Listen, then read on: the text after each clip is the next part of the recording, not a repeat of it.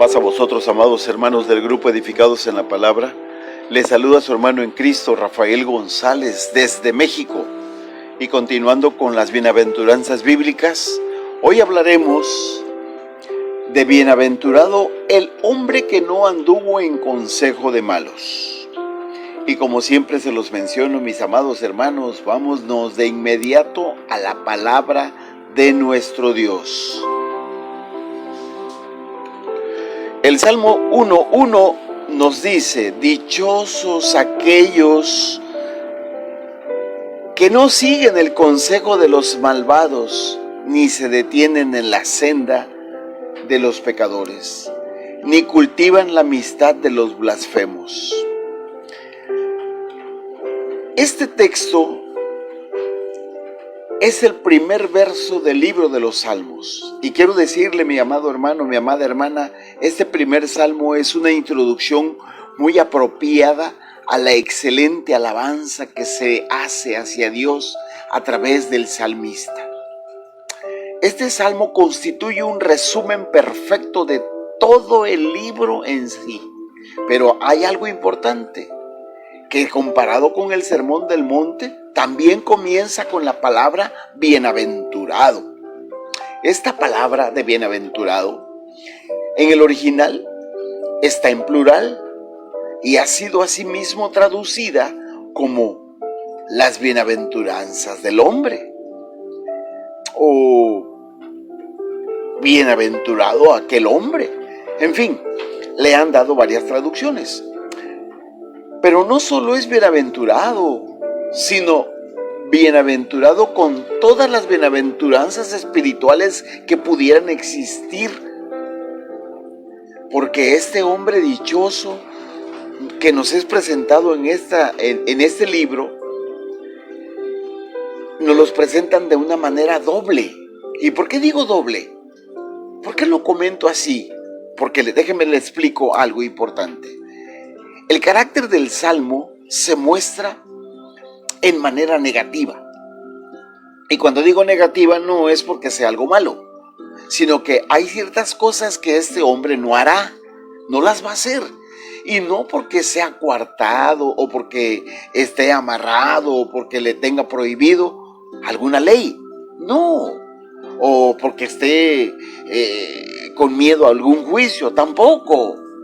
Sino porque tiene algo mejor en lo que él se goza. Porque existe algo mejor que su corazón se llena. Y hay un verdadero aborrecimiento contra los caminos y las cosas que están en enemistad con la mente y la voluntad de nuestro Dios. Es así de sencillo. No es porque, es que lo prohíbe la Biblia, o es que lo prohíbe el pastor, o es que la doctrina de la iglesia no coincide con lo que... No. Es porque realmente tiene una verdadera convicción, una verdadera conversión a lo que la palabra de Dios le enseña. Dice que no anda en consejo de los inicuos. ¿Qué es un inicuo? Es alguien que no conoce a Dios, voy a decirlo así. No le interesa escuchar la palabra de Dios.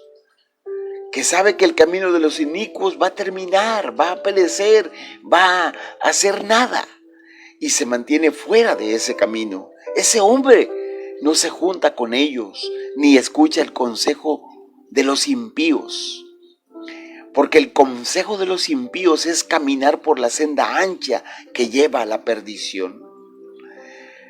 Su forma de vida, hablo del hombre que es bienaventurado. Su forma de vida no va dirigida por la sabiduría de este mundo, sino por la sabiduría que desciende de lo alto, que desciende de Dios, que viene de la divinidad misma de nuestro Dios.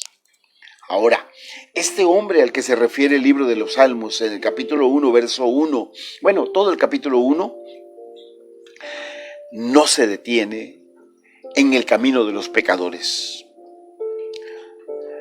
Los inicuos pueden darse a notar porque viven en la ignorancia de Dios, pero los pecadores lo hacen deliberadamente y transgreden la voluntad de nuestro Dios con todo el conocimiento. Así se lo digo, es diferente un inicuo que un pecador. Un inicuo no conoce a Dios, ignora lo que Dios dice, mantiene o nos explica o nos enseña. Pero el pecador sí lo sabe y lo hace con conocimiento. Es muy diferente. Ahora, permanecer en la luz de hacer las cosas demuestra una actitud más acorde con el camino de los pecadores que el mero andar en el consejo de los inicuos. O sea, es diferente. Yo puedo juntarme con los inicuos y escucharlos que platican como cualquier otro animalito de la creación por su falta de conocimiento de Dios. Pero juntarme con los pecadores que con conocimiento hacen la desobediencia o practican la desobediencia a Dios, eso sí está mal. Eso sí lo prohíbe la palabra de nuestro Dios. Porque dice, ni se detiene, o sea, no se mete en el camino de los pecadores. Pero tampoco se siente en la silla de los escarnecedores. Un escarnecedor es aquel que practica la maldad con conciencia. Por ejemplo, el que lastima a un animalito, un perro que lo patea, que lo golpea, que lo maltrata, es un escarnecedor que maltrata a una persona, que maltrata a un niño, a un anciano, que insulta a los demás, no tan solo con palabras, con su propio carácter. Esas personas son escarnecedores. Y entonces, un hijo de Dios, uno que conoce a Dios, ese hombre bienaventurado no se sienta en la silla de los escarnecedores. O sea, nunca va a practicar esas cosas. No lo va a hacer. ¿Por qué? Porque los que comienzan a andar en el consejo de los inicuos están en peligro de acabar en la silla de los escarnecedores. Claro. ¿Por qué? Porque comienzan con algo. Ahora, esta silla es el principal lugar en el reino de Satanás. Porque ahí comienza todo. Porque ignoro a Dios, no lo conozco. Pero poco a poco me voy hundiendo en la autoridad y voluntad de Dios. Sin embargo, la palabra de Dios me enseña que el hombre bienaventurado, o sea, usted o yo, los que conocemos de Dios, los que escuchamos su palabra, tenemos la oportunidad de vivir una vida diferente, una vida enormemente bienaventurada y bendecida. Ahora, no hay mejor alegría que esta. En pocas horas, el apóstol Pedro pasó, quiero ponerles ese ejemplo, el apóstol Pedro en pocas horas pasó por toda una experiencia horrible, desde andar en el consejo de los que no conocen a Dios, de los inicuos, hasta sentarse en la silla de los escarnecedores, porque se sentó junto al fuego y negó al Señor con juramentos y maldiciones, mis amados hermanos. Mas cuando fue convertido, confirmó a sus hermanos. Y dice segunda carta de Pedro, capítulo 3, verso 3, muy claramente, cuando nos dice: los que escarnecen las cosas de Dios y de su Cristo caminan conforme a sus concupiscencias. La mera verdad, cuando nosotros llegamos a entender lo que Dios ha hecho en la vida de cada uno de nosotros, podemos comprender lo que realmente Dios ha hecho para que nosotros estemos felices, llenos de bienaventuranza, llenos de alegría, llenos de gozo. Pero también quiero decirle, veíamos la parte negativa con la que se expresa el Salmo, pero también veamos la parte positiva con la que se expresa. ¿Por qué? Porque este hombre, el hombre gozoso, el hombre bienaventurado, tiene muchas bendiciones, pero en la ley de Jehová está su delicia. Fíjese lo que dice: en la ley de Jehová está su delicia. La vida cristiana no es meramente abandonar todo aquello que está en contra de Dios. Bueno, está mal dicho que lo diga así. Quiero decir, abandonar todo aquello, esto o aquello, sino que es entrar en una nueva y feliz herencia que está en la palabra de nuestro Dios. O sea, yo no me voy a negar a hacer ciertas cosas, sino que no lo voy a hacer porque estoy convencido de lo que Dios ha hecho en mi vida. Por eso, cuando nosotros vemos al hijo pródigo, él tuvo que abandonar muchas cosas antes de poder poseer el mejor vestido y entrar en el gozo de un hogar feliz. ¿Por qué? Porque, ¿cuáles eran estas cosas que él tuvo que abandonar? Los comederos de los cerdos, por ejemplo, los harapos que vestía. La palabra de Dios es una tierra que emana leche y miel, mis amados hermanos, mis amadas hermanas. En ella hay eternas corrientes de aguas y flores que jamás se marchitarán. Pero ciertamente una tierra deliciosa. Todos los que aman al Señor hallarán deleite en su palabra. Por eso lo menciona el salmista, que es bienaventurado. Ahora, el Salmo también nos enseña algo reflexivo, nos lleva a la reflexión, nos lleva a que nosotros meditemos. Dice, en la ley de Jehová medita de día y de noche. En el día de la prosperidad y en la noche de la adversidad, Él hace de la palabra de Dios su mejor consejo, su mejor compañía. Y muchas veces nosotros nos olvidamos de eso, que cuando tenemos problemas queremos salir corriendo y cuando estamos felices ni nos acordamos, ni siquiera vamos al templo. La meditación en la palabra de verdad es tan necesaria para nuestra salud y nuestra fuerza espiritual como la masticación. O sea, cuando estamos comiendo, tenemos que masticar el alimento de tal forma que el bolo alimenticio se convierta en una masa que entre al cuerpo para darle fuerza, para darle los nutrientes necesarios. Así es la palabra de nuestro Dios. O sea, como aquel siervo de Elías, que debamos ir una otra vez antes de ver la nube como la mano de un hombre. ¿Qué pensáis vosotros del Cristo? El Señor espera que pensemos profundamente en estas cosas que Él ha hecho, que sean escritas para nuestra enseñanza. No hay ningún libro en todo el mundo que dé una cosecha de bendición para todo aquel que lo lee, para todo aquel que humildemente se deja guiar por la palabra de nuestro Dios.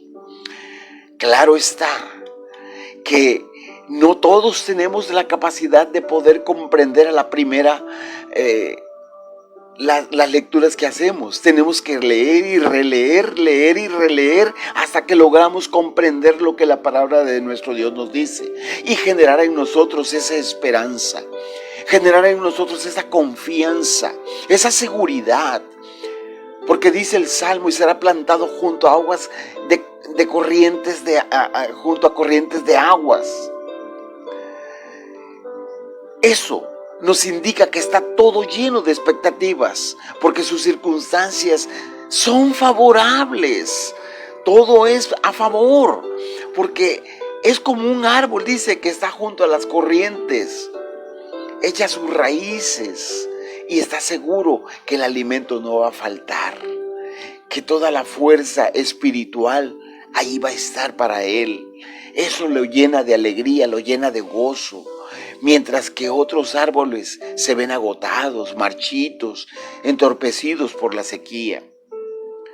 Así muchas personas también se ven golpeados por la vida, porque viven lejos de Dios. Sin embargo, aquel que ha creído, aquel que ha encontrado, aquel que ha aceptado ser bienaventurado, es como ese árbol plantado junto a corrientes de aguas.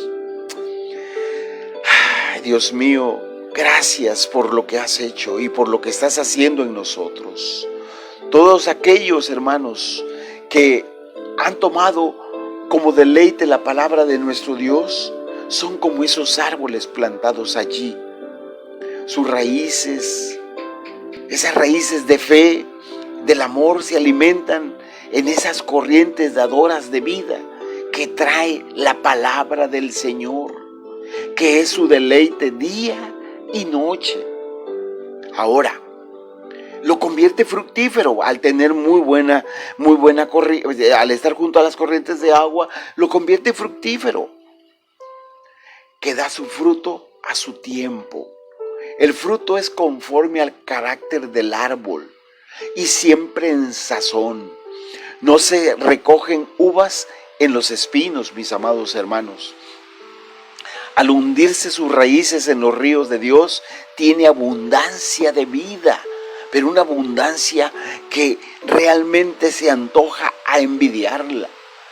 Pero por lo que da de fruto, es el resultado sencillo y natural por la vida que lleva, por la vida que ha tomado a los pies de Cristo, al amparo de la roca, a la sombra del Omnipotente. Estando llenos del Espíritu se manifiesta el fruto del Espíritu, como dice Gálatas 5, 22 y 23. El hombre que está dispuesto a dar testimonio de Cristo cuando se presenta la oportunidad dará su fruto con un sazón diferente, y estando lleno de ese río de vida que es la palabra de nuestro Dios, será lleno de frutos de justicia, según dice Filipenses 1:11.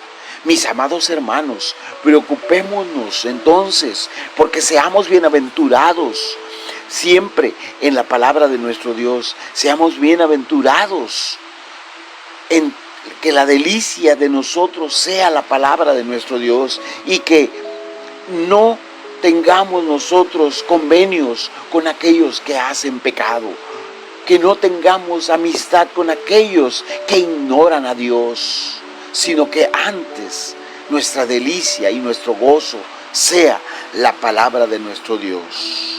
Bendito sea mi Señor, porque nos ha llamado y nos ha llamado con un amor incalculable. Bendecimos su nombre en esta mañana. Amados hermanos, que Dios los bendiga y que Dios los guarde. Que Dios haga resplandecer sobre ustedes su luz.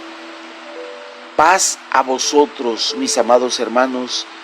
Les saluda a su hermano en Cristo, Rafael González, desde México.